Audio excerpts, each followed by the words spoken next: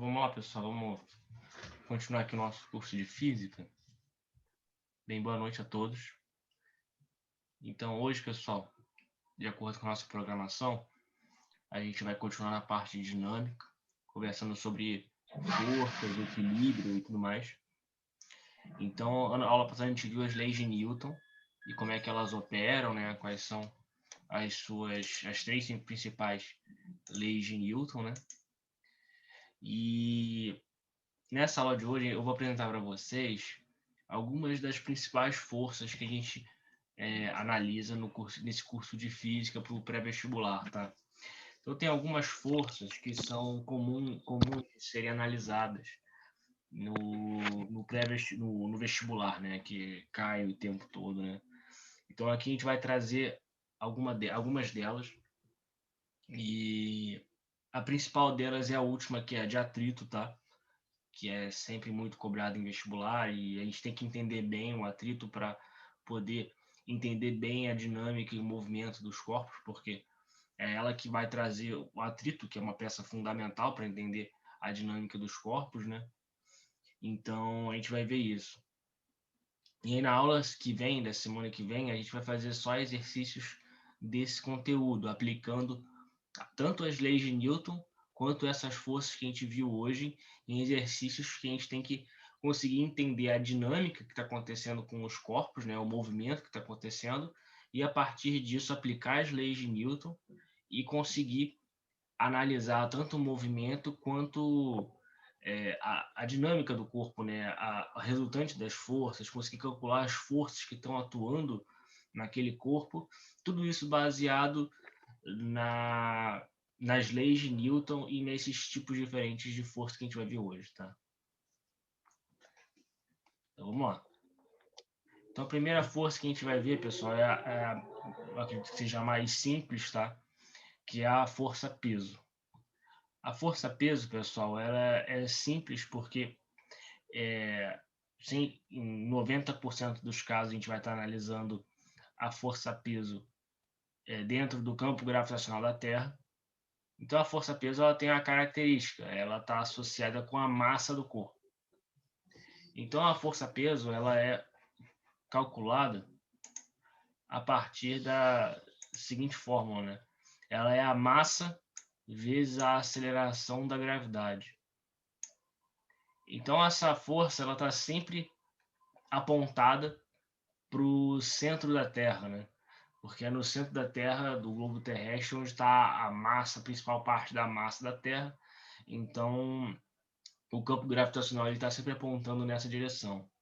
Então, quando a gente faz os desenhos para representar a força-peso, ela sempre é uma força que atua na direção do solo, né? Na direção da superfície terrestre. Então, ela, em geral, vai ser um vetor vertical apontado para baixo, como está nessas figurinhas aqui. Então, é sempre um vetorzinho apontado para baixo, né? Na direção vertical no sentido para baixo, e ela é diretamente proporcional à massa, né? Então, quanto maior a massa, maior vai ser a força-peso. Porque se a gente estiver analisando principalmente o campo gravitacional da Terra, a aceleração da gravidade, que é o G, né? Ele é constante ao longo da superfície terrestre, tá? Então, o G ele é igual para qualquer ponto na superfície da Terra, que é 9,81, que é muitas vezes aproximado a 10, né?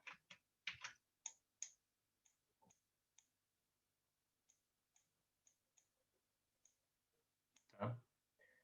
Isso aqui normalmente a gente aproxima para 10 metros por segundo ao quadrado em muitos casos. Então, pessoal, com relação à força-peso, não tem muito mais o que dizer, tá? Então, é sempre lembrar que é um vetor apontado para baixo. Aqui é como se fosse superfície terrestre, tá? Deixa eu fazer aqui. Superfície terrestre. E a força-peso ela vai ser maior quanto maior for a massa, tá? Quanto maior a massa, maior vai ser a força-peso. Tudo bem? Alguma dúvida, pessoal, com relação à força-peso?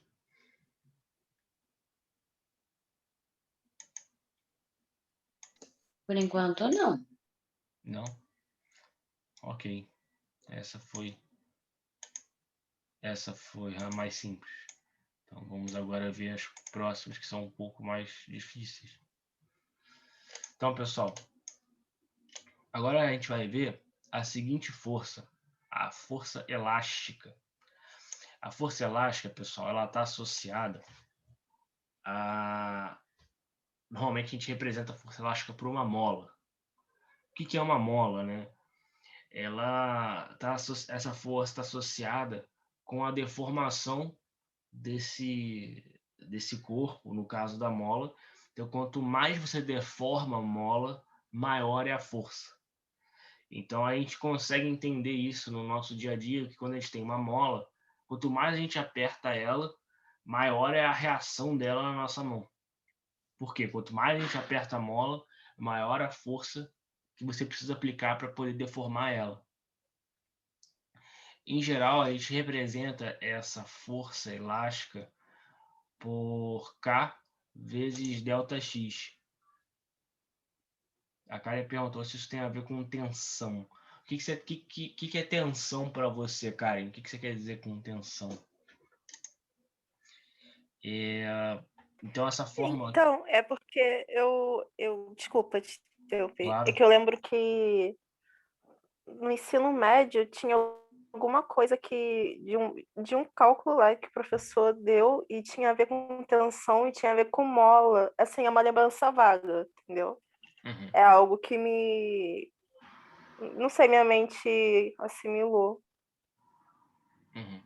Eu não consigo visualizar o que você quer dizer com tensão aqui. Será que é porque a mola está mais tensionada? Será que é isso que ele queria dizer? Isso, acho que sim, porque sempre que eu vou ter que pesquisar isso e te mandar a dúvida, professor, porque eu lembro que tinha alguma coisa que o professor chegou a dar em aula pra gente, que é um cálculo, acho que de tensão, e sempre tinha a ver com mola, quando a Uhum. mola ficava assim pressionada, né? Uhum. Eu acho que então ele talvez estivesse querendo dizer tensionada, né? Isso faz sentido, porque quanto mais a gente tensiona a mola, ou seja, quanto mais a gente deforma a mola, maior vai ser a força atuando sobre ela. Essa aqui a gente pode visualizar nessa equação, ó. F igual a K ΔX, onde F é essa força que a gente está falando. K é uma constante da mola, né? Então, K é a constante de proporcionalidade da mola. Ela está associada com a rigidez da mola, né? Quanto maior o valor de K, quanto mais rígida é a mola, você pode aplicar muita força que ela vai se deformar pouco. Então, ela promove valores de força bem altos para deformações pequenas, né? Se ela for muito rígida. Ou seja, ela tem um K muito grande. Se a mola for mais flexível, ou seja, menos rígida, você pode aplicar uma força bem pequenininha que ela vai se deformar muito. Então, para mostrar isso de uma forma um pouco melhor para vocês, eu vou abrir aqui o programinha que a gente tem usado. Me digam se vocês estão Isso aí é bom para conseguindo. quem. Isso é bom para quem deixa portão que não costuma fechar. Você coloca no portão, automaticamente ela fecha. Isso, aquilo ali é uma aplicação disso. Então, aquele braço hidráulico, normalmente, que fica no portão, que fecha o portão, é uma mola. Então, o que acontece? Quando você abre o portão, aquela mola que está ali segurando a porta, que tem uma mola que está ali, né? Você empurra a porta, a mola vai se deformar. Ela se deforma e aí quando você solta o portão, ela tende a voltar para o seu ponto de equilíbrio. Então, ela de alguma forma dissipa aquela força, aquela energia que estava armazenada nela e fecha a porta novamente. Então é isso, quando você empurrou a porta para abrir ela, você aplicou uma força na mola. E aí a mola Aham, tende a voltar para o ponto de equilíbrio dela. E aí ele está dissipando essa força. Então, pessoal, quero entendi. mostrar aqui nesse probleminha. Só para a gente tentar visualizar um pouco melhor essas coisas, né? Então, pessoal, olha só. A gente tem aqui uma mola. Quando eu morava na avenida, eu era a única pessoa que tinha filho pequeno. Foi a única forma que eu consegui ajeitar, foi botar isso aí. Mas quase que eu apanhei. Mas deu certo, funciona mesmo. Uhum. Não, é isso aí, a ideia é essa mesmo. Eu instalei, Então, mas funciona. então, por exemplo, eu quero mostrar para vocês o seguinte, ó. Vamos analisar nessa interação aqui, como funciona essa parte que a gente está analisando, né? Então, essa linha tracejada verde, pessoal, é o ponto de equilíbrio da mola, tá? Beleza. Então, vamos aplicar uma deformação nela, ou seja, vamos empurrar a porta que a Verônica falou. A gente vai empurrar a porta para abrir ela, para entrar em casa, né? Então, a gente vai, de alguma forma, deformar essa mola. A gente vai empurrar a porta. Imagina que aqui é a porta, a gente vai abrir ela aqui, ó. E a mola se deformou. Olha só quanto ela se deformou. 0,200 metros. Como ela se deformou, a mola ela está aplicando uma força no sentido contrário. Ela está aplicando uma força elástica no sentido de fazer que ela sempre volte ao ponto de equilíbrio dela.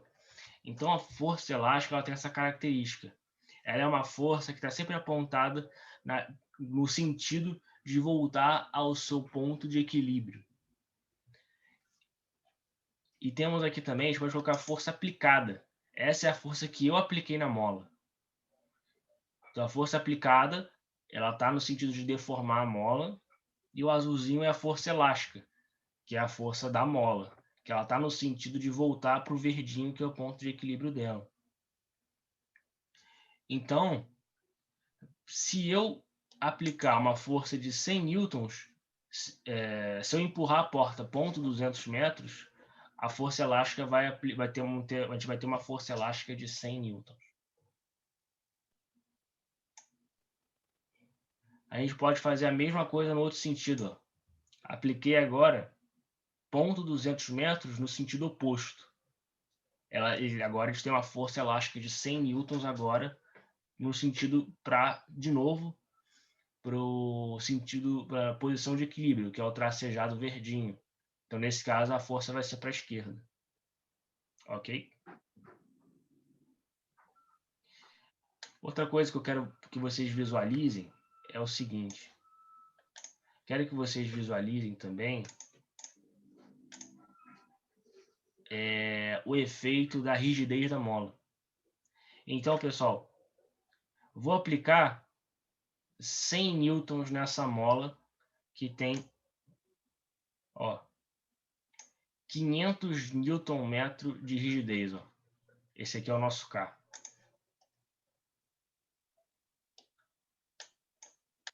Esse aqui é o K. Esse aqui é o F. E esse aqui é o nosso ΔX. A força elástica ela é igual a K vezes ΔX.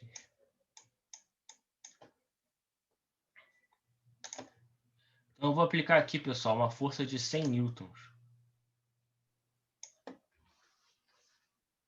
Se eu apliquei uma força de 100 newtons, eu consigo saber qual vai ser a deformação da minha mola. Porque ΔX é igual a K, F, divididos por K. Então, nesse caso, o K é o que mesmo? O K ele é a constante elástica da mola. Ela é uma propriedade da mola. Então, tem molas que são super flexíveis. E tem molas que são super rígidas, né? Isso vai estar associado com o material da mola, a fabricação dela. Então,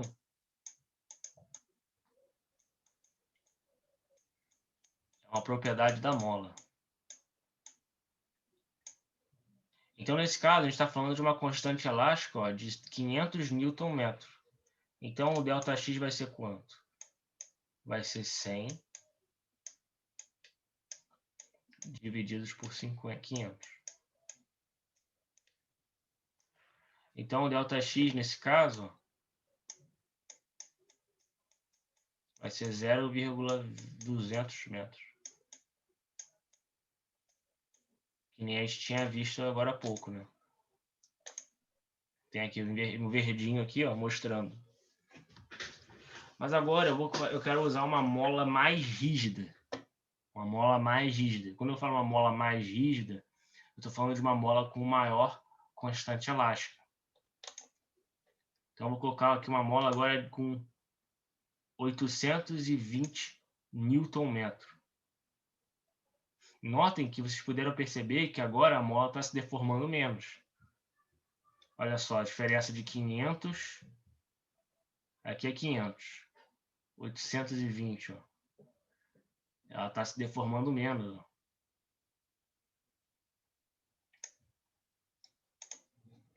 Nesse caso, a gente vai ter um ΔX de quanto? A força é a mesma, né? 100. Só que agora eu vou dividir por um número maior. 820. Isso aqui vai dar 0,122 metros. Então, quanto maior o valor de K, menor a deformação da mola.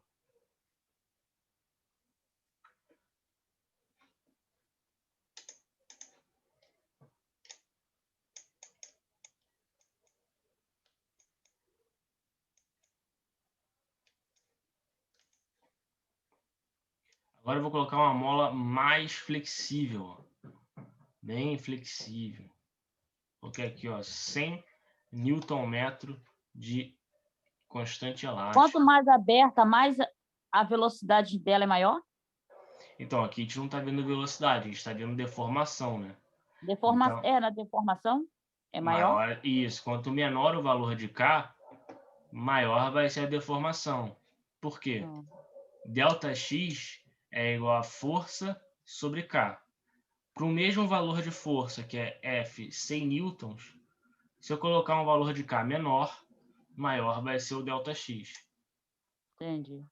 Então, ΔX, ó, é 100 divididos por 100. Vai ser sempre 100, né? Não, pode ser qualquer força. Estou fazendo um exemplo aqui para 100, né? Tá. Para a gente poder visualizar isso. Isso é para mostrar que quanto maior o valor de K, menos a mola vai se deformar.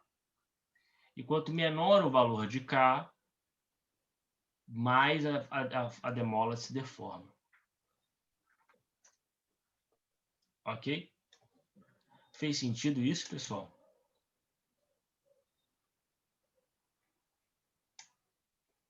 Como eu já quase apanhei por causa disso aí, para mim fez efeito. Tem Alguém tem noção. alguma dúvida?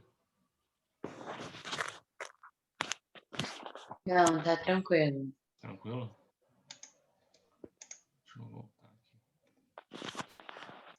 Então, pessoal, essas foram as duas primeiras forças que a gente viu. A gente viu a força elástica e a força peso.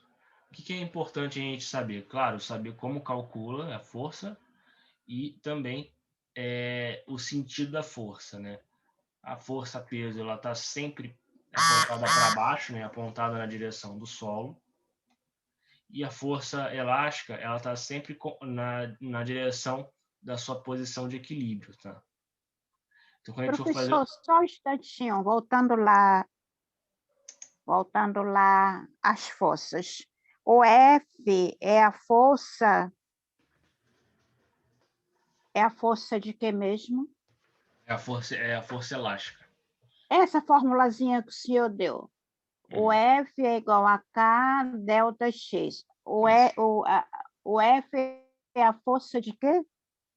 É a força que a mola está imprimindo, né? Que a força que a mola está realizando devido a uma deformação que está ocorrendo sobre ela. É a força da mola. Mas é a força que ela está sendo sofrida, né? A força que a pessoa está impondo sobre ela, não é isso? Então, a força que está sendo Para deformar. a força que está sendo impondo sobre ela é exatamente igual à força que ela tá realizando, né? Tá atuando. Então, você aplica É o, uma E- força. É que a gente está é o no. F, É o F, é o, isso. é o F. E o K? O K é a constante da mola. O K está associado com a rigidez da mola, ou seja, é baseado nas propriedades da mola. Então, dependendo do material que você faz a mola, ela pode ser mais rígida ou mais flexível. Uma mola de aço, em geral, é mais rígida. Uma mola de plástico é mais flexível. Porque o plástico ele não é tão rígido. O aço ele é muito rígido. E o delta X é o resultado. O delta X é a deformação da mola, é o quanto ela aumenta e o quanto ela diminui, dependendo da força que está fazendo, é o alongamento ou encurtamento. Tá bom, professor, obrigado. Nada. Então amanhã a gente vai fazer uns exercícios e a gente vai ter que saber utilizar tanto a força peso quanto a força elástica e a força de atrito que a gente vai ver agora.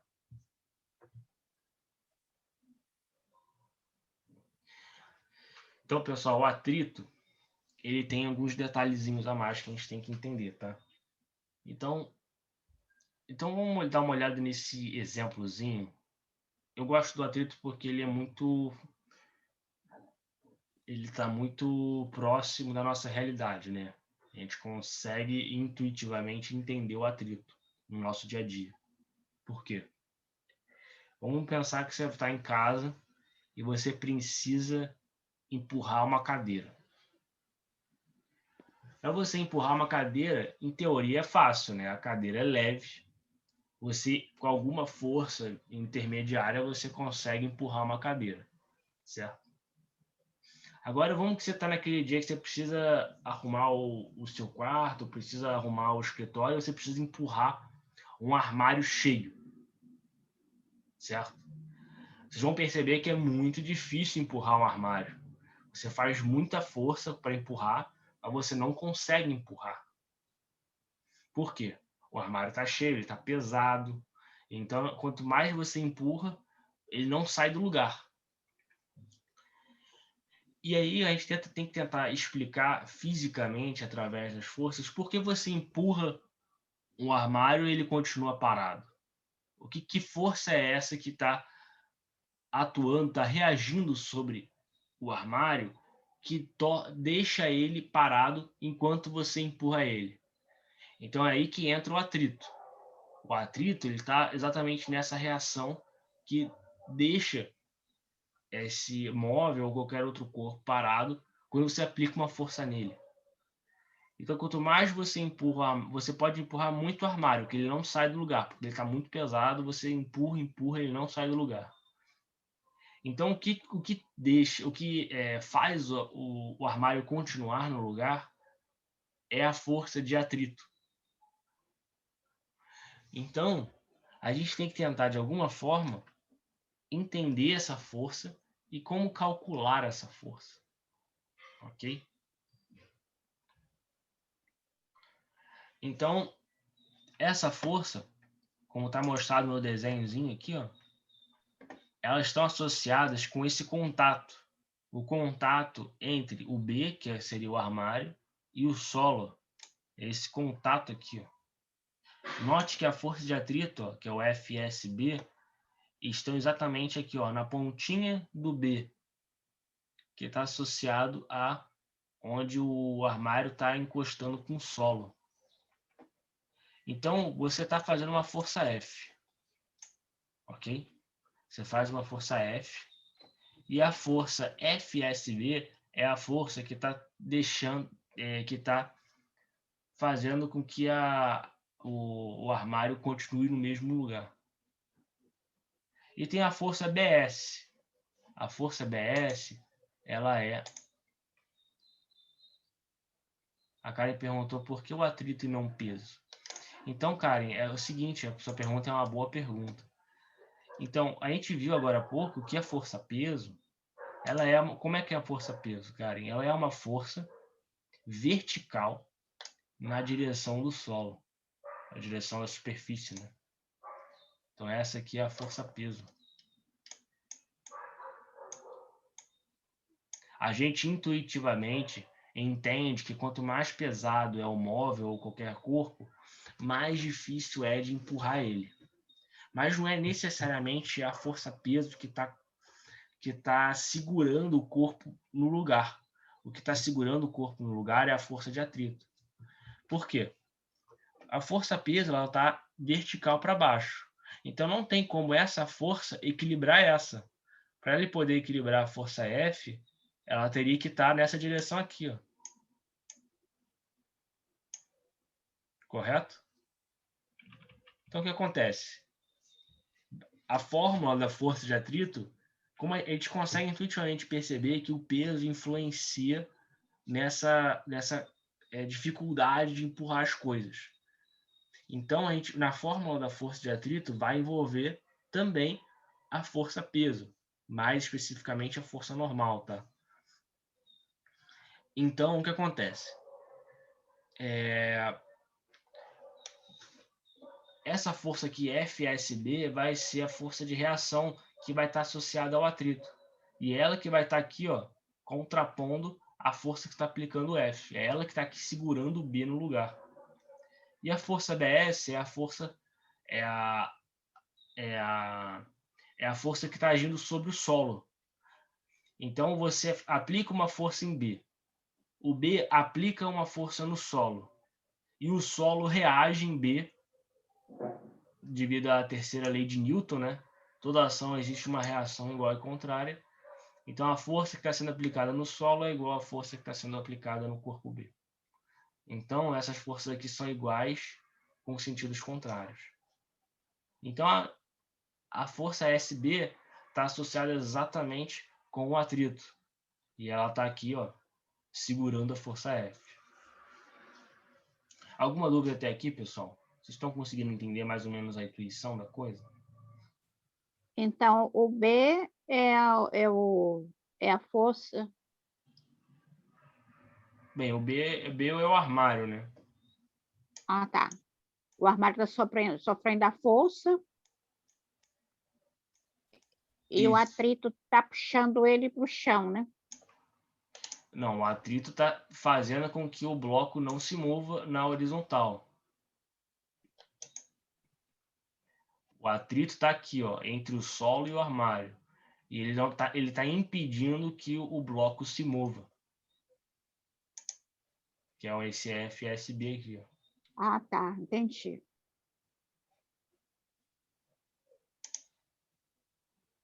Outra forma de ver isso, a gente também vai ver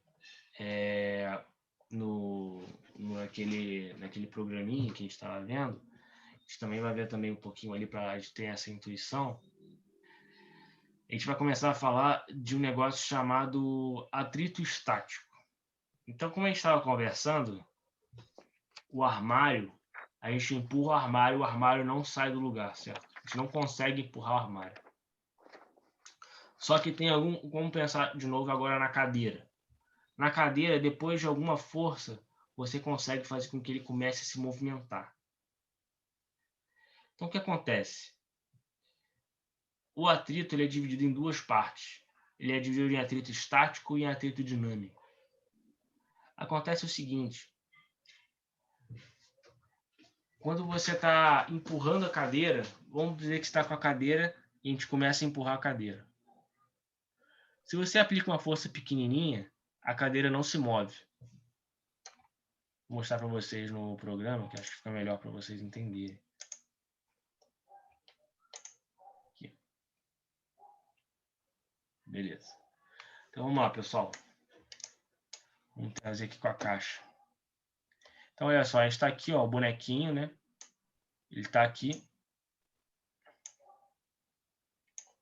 E a gente vai aplicar uma força na caixa. Apliquei 50 newtons. A caixa não se mexeu, pessoal. A caixa não está parada. Tá. Então é aquilo. Aplicamos 50 newtons, mas a caixa continua parada. O que acontece? Tem aqui uma força aplicada de 50 newtons e uma força de atrito de 50 newtons. Ou seja, a força que eu estou aplicando não está sendo suficiente para fazer com que a caixa comece a se mover. Vou aplicar mais 50. Agora cheguei a 100 newtons. A caixa continua parada. Ou seja, já apliquei 100 newtons na caixa, mas eu não consegui fazer ela começar a se mexer. Certo? Por quê? Eu estou aplicando 100 newtons, mas o atrito ainda está segurando a caixa. Você aplica 100, mas tem uma reação de 100 no sentido contrário que está impedindo que a caixa comece a se mover. Esse atrito que está sendo aplicado de reação à força que está aplicando, ele é igual, esse atrito que está sendo aplicado, ele é igual à força que está aplicando. Ou seja, se você aplica 100, o atrito ele vai responder com 100 para manter aquilo parado. Então, a força de atrito está equilibrando a força que está aplicando. Você não está conseguindo colocá-la em movimento, porque quando você aplica uma força, o atrito está conseguindo equilibrar ela. Esse atrito que está mantendo a caixa parada, ele é o atrito estático. Por que atrito estático? Ele é atrito estático porque a caixa permanece parada. Então, a força de atrito, nesse caso, ela é igual à força de atrito que eu estou aplicando. A força aplicada, né? Então, no caso do atrito estático, a força de atrito ela é igual à força aplicada. Então,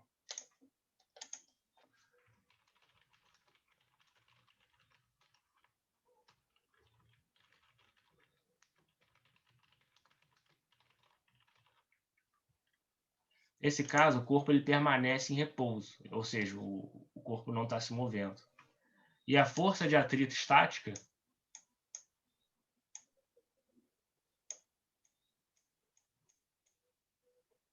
é igual à força aplicada.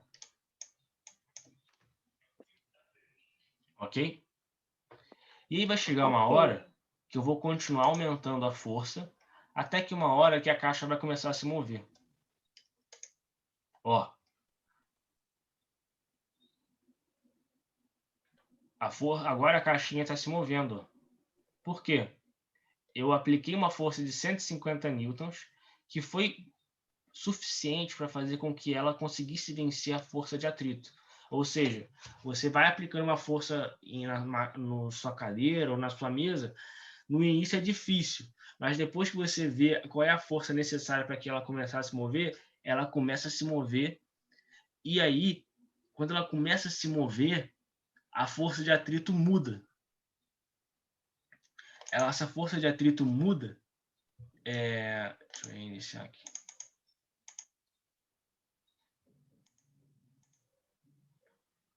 Essa força de atrito muda logo depois que a caixa começa a se mover.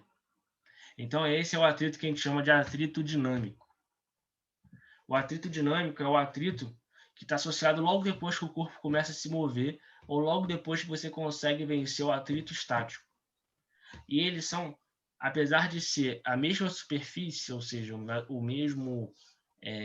mesma superfície, ou seja, entre aspas, o mesmo atrito, a forma que você calcula um e calcula outro é diferente.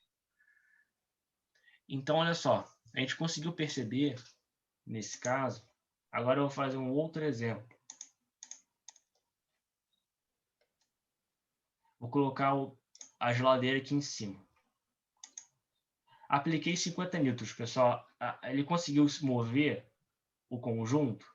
Não conseguiu. Apliquei 100 newtons. Conseguiu se mover? Não conseguiu. 150? Não conseguiu. 200? Também não. 250, 300, 350, 400. Apliquei 500 newtons e ele não começou a se mover.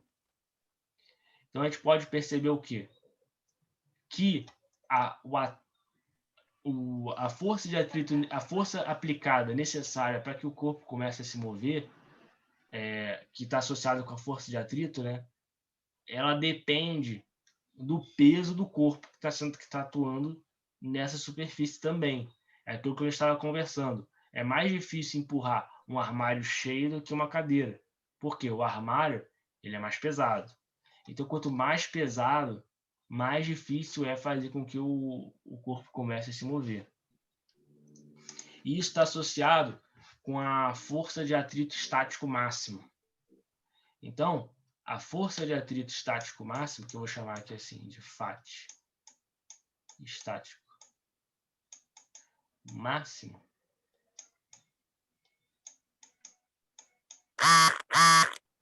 ela é igual a μ estático vezes Fn. O que é FAT estático máximo, pessoal?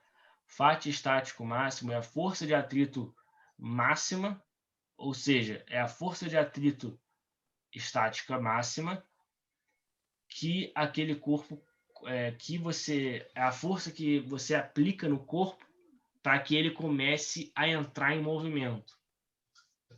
Então, essa força de atrito estática máxima, que é a força necessária para que o corpo entre em movimento, ela é igual a μ, que é o quê? O μ é o coeficiente de atrito, ou seja, ele está associado com essa rugosidade aqui do solo e a caixa. E Fn é a força normal. A força normal, nesse caso, ela é... Como é que a gente pode analisar a força normal? Ela é a força de reação dessa superfície que a gente está analisando sobre o corpo. Nesse caso, a força normal é que a gente tem a força peso, né? E a gente tem a força normal aqui, ó.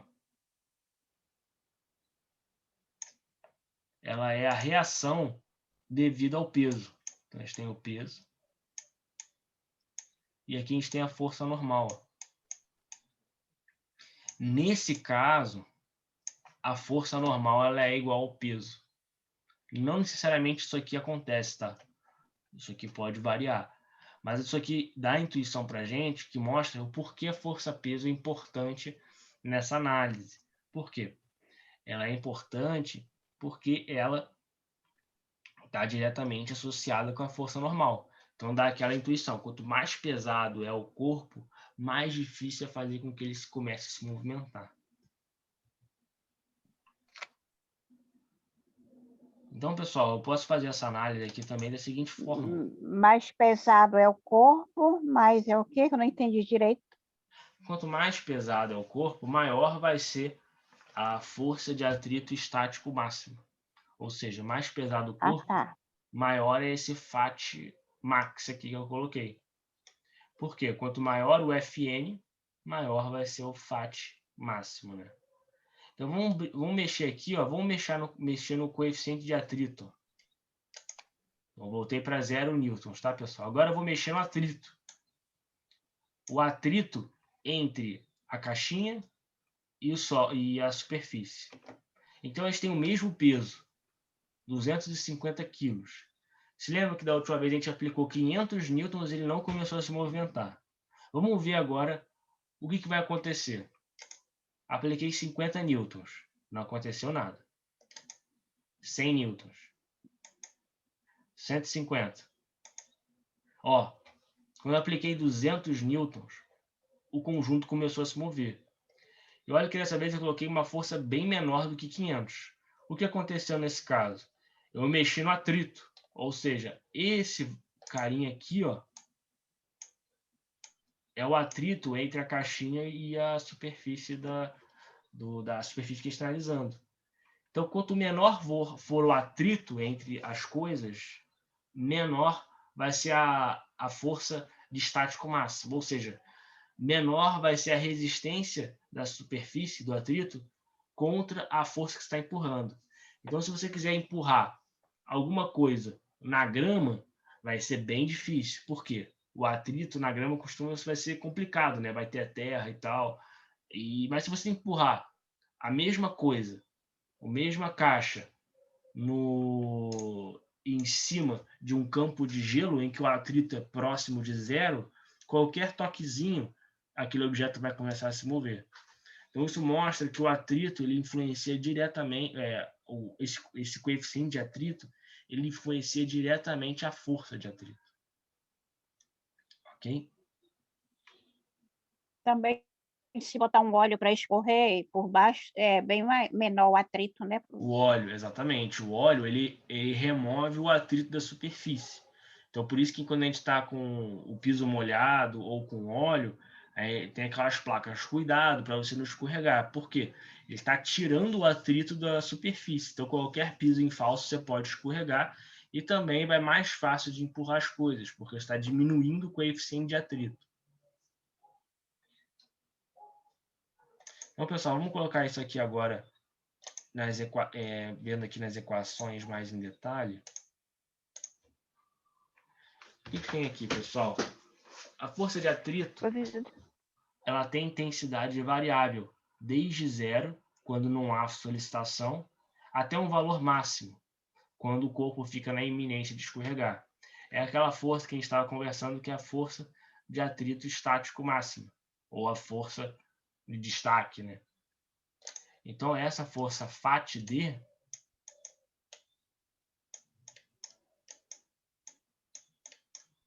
ela é igual.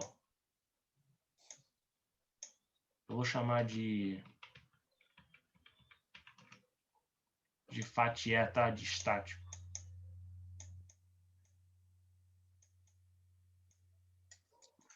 Vezes a força normal.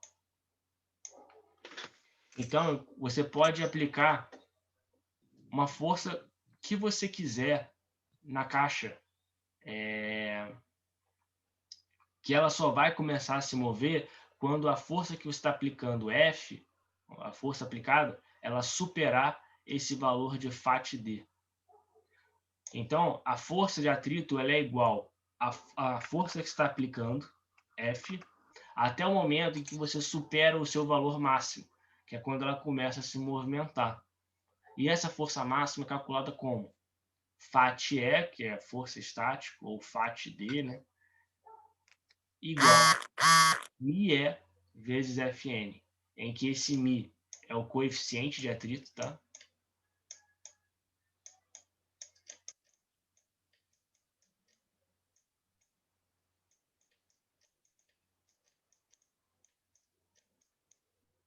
E Fn é a força normal, que está associada, em muitos casos, com a força-peso, tá?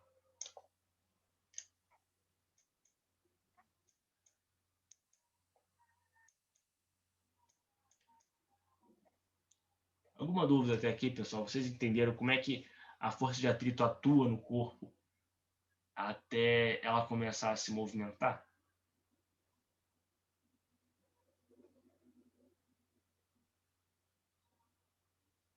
Até então tá de boa, professor. Só entendi. Aquilo dali é um I? Onde? FAT é igual. Isso aqui? Isso é um I? É. Isso aqui É um N, não? é um Mi. É uma letra grega. Ah, tá, o Mi. É o M, né? É difícil escrever isso no mouse aqui. É uma letra grega. Mi. Você pode escrever a letra que você quiser, tá? Isso aí é detalhe.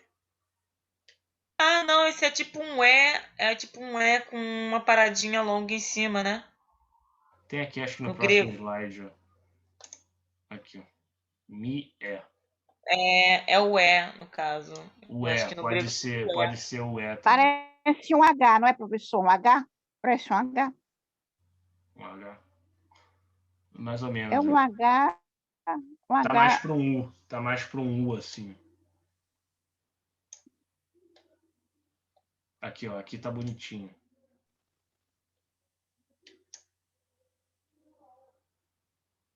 Então aqui, pessoal, aqui mostra uma coisa, um detalhe importante, que a gente está falando da força normal. O que está escrito na fórmula é força normal, não é peso. Então esse é um detalhe importante. Porque essa força normal não necessariamente ela é igual à força peso. E a gente vai ver em breve, na aula que vem, um exercício em que isso vai aparecer. Mas a força normal, ó, então tem a força peso aqui da caixa, ó, que é o P. A gente acabou de ver como é que calcula, que é M vezes G. É aquela mesma coisa. O que é mais difícil empurrar? A cadeira ou um armário cheio? O armário cheio, porque o armário cheio é mais pesado. Mas não é a força, não é o peso que deixa mais pesado. É porque quando a gente calcula o atrito, tem a força Fn. E em muitos casos, o Fn vai ser igual ao peso.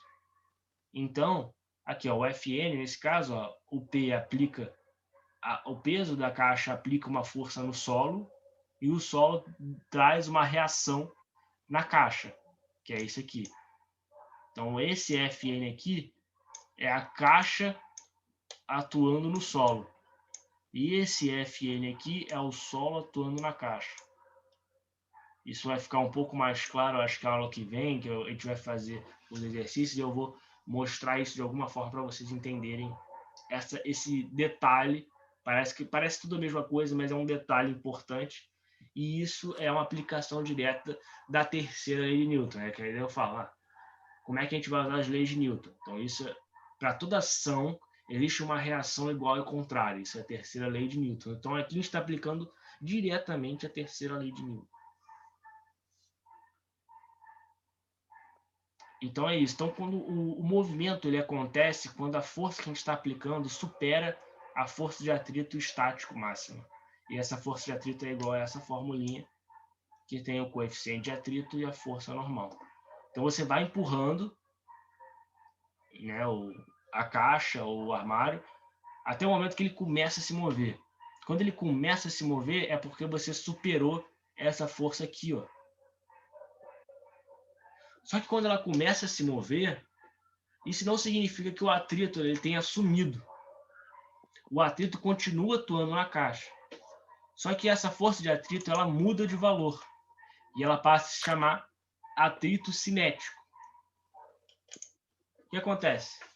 Logo depois que você superou a força de atrito estático máxima, que é aqui, quando estava em repouso, ela entra em movimento. E aí começa a atuar no corpo uma força de atrito cinética. E o cinético vem exatamente porque começou o movimento. Então aqui, ó, sendo o F maior do que a força de atrito estático máxima, o bloco entra em movimento. E nessa situação, o atrito do plano de apoio é cinético. A fórmula, pessoal, é exatamente a mesma. Só que a diferença está onde? Em que o Mi estático é, em geral, diferente do Mi cinético. Ou seja, o coeficiente de atrito entre a caixa e o solo, ou entre o armário e o solo, ele muda a partir do momento em que começa o movimento. Começou o movimento, aquele coeficiente de atrito muda. E a gente consegue ver isso, ó, naquele programinha.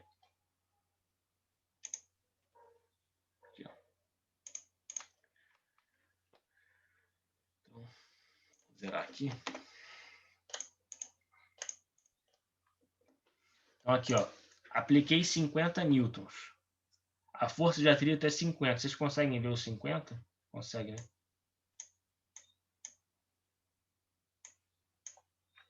Tá aqui, ó, a força de atrito, 50 newtons. 100 newtons, força de atrito, 100 newtons. Apliquei 150. A força de atrito é 150, ou seja, a força de atrito está equilibrando a força que eu estou aplicando. Vai chegar um momento em que eu vou conseguir superar a força de atrito estático máxima. Quando eu supero essa força, ela entra em movimento e a força de atrito muda de valor. Ó, a força de atrito agora, ó, passou para 119 newtons. Ou seja, ela estava em 150 e aí quando eu superei o atrito estático máximo, ela desceu para 119. Esse 119 é a força de atrito cinética. A fórmula é exatamente igual, Só que o Mi, que a gente estava conversando, ele muda de valor, ele muda o valor, né? Aqui, ó. A gente tem, aqui eu coloquei, ó, em geral, o Mi-C é diferente de Mi-E, ou seja, o coeficiente de atrito cinético, em geral, é diferente do coeficiente de atrito estático. Ou seja, depois que ele começa o movimento, esse coeficiente de atrito muda. Então a fórmula é a mesma, só que muda o Mi, o valor de Mi, que é o do atrito, muda depois que o bloco entra em movimento. E graficamente a gente consegue ver isso. Aqui. Eu vou aplicando uma força no bloquinho.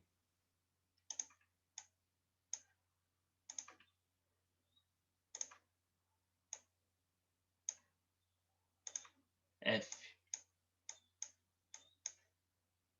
E tenho aqui o atrito atuando sobre o bloco.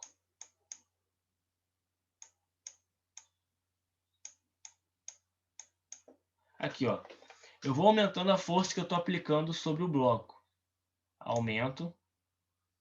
Mas até o momento, eu não consegui superar a força de atrito estático máxima. Que vai ser quanto? Vou colocar igual a eles aqui, D. Mi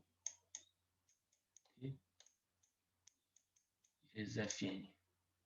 Enquanto eu não atingir esse valor, a força de atrito ela é igual à força que eu estou aplicando. Eu vou aumentando a minha força de aplicação F, e a força de atrito vai só equilibrando a força que eu aplico. Chega um momento em que eu atinjo essa força de atrito estático máximo. Quando eu atinjo essa força, olha só que tem uma queda aqui, ó. A força de atrito muda. Ela muda para FAT-C. Quando eu entro em movimento,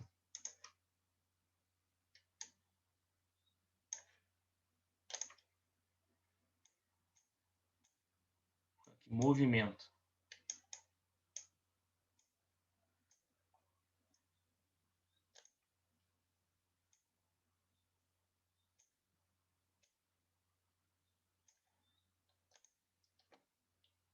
Quando eu entro em movimento, pessoal, notem o seguinte, a força de atrito ela muda e ela se torna constante. Isso é interessante porque, enquanto o corpo está parado, a força de atrito ela é igual à força que está aplicando. No momento que ela entra em movimento, ela se torna uma força constante, independente da força que você esteja aplicando. Então, depois que ela entra em movimento, ela vai, em geral, ela reduz, e ela reduz de forma depois que ela entra em movimento. Então, aqui, ó, ela tem essa queda. E ela muda para esse valor de FAT-C. FAT-C é quanto?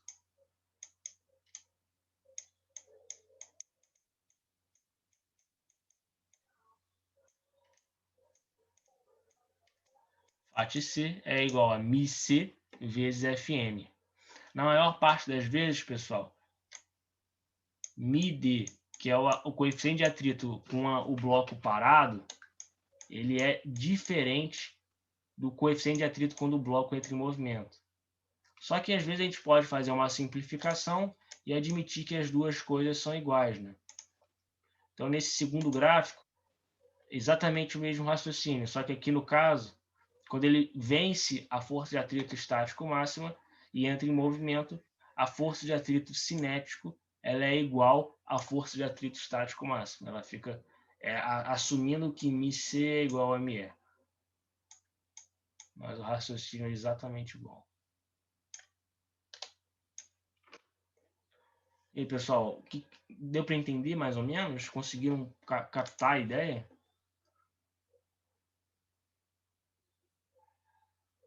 Sim, professor. Essa formulazinha, professor, do Mi, é o Mi? O Mi. Eu não entendi direito.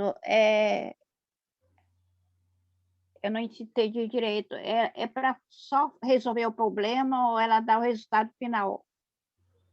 Não, o resultado final depende do que você está analisando, né? Vai depender do que você está analisando. Normalmente você vai ter o movimento de um corpo. Aí, nesse exercício que o senhor está dando, está verificando a força estática, né? A força Força de atrito. de atrito. Então, essa fórmula é para calcular a força de atrito. Em geral, a gente vai ter um corpo em movimento ou que vai entrar em movimento. E vão ter Sim, várias... mas eu quero saber, porque eu nunca vi é uma letra grega, né? Eu Isso. nunca vi, é a primeira vez que eu estou vendo. Ninguém nunca me ensinou isso aí. Então, Essa letra funciona como letra para dar qualquer resultado, que é? Essa letra é uma letra Mi, só que ela representa o coeficiente de atrito. Então, você pode usar U também. A letra em si... Tá. Ela representa o coeficiente de atrito. Tá bom, obrigada. Isso, exatamente. Então, essa fórmula é para calcular a força de atrito. Semana que vem a gente vai fazer os exercícios, e aí a gente vai ter um movimento de algum corpo, um bloco, sei lá. E aí esse bloco vai estar sujeito a diferentes forças. E aí vai ter atrito, pode ter força elástica, pode ter uma força aplicada, e a gente vai ter que saber calcular essas forças para poder analisar o movimento do bloco. Então, se a gente não conseguir calcular as forças aplicadas, a gente não vai conseguir chegar no movimento do bloco. A gente precisa saber calcular as forças para, em seguida, poder aplicar elas no exercício. Que a gente vai fazer semana que vem. Ok? Oi. Tudo bem. É isso, pessoal. Essa é a força de atrito. Vocês têm mais alguma dúvida com relação à força de atrito?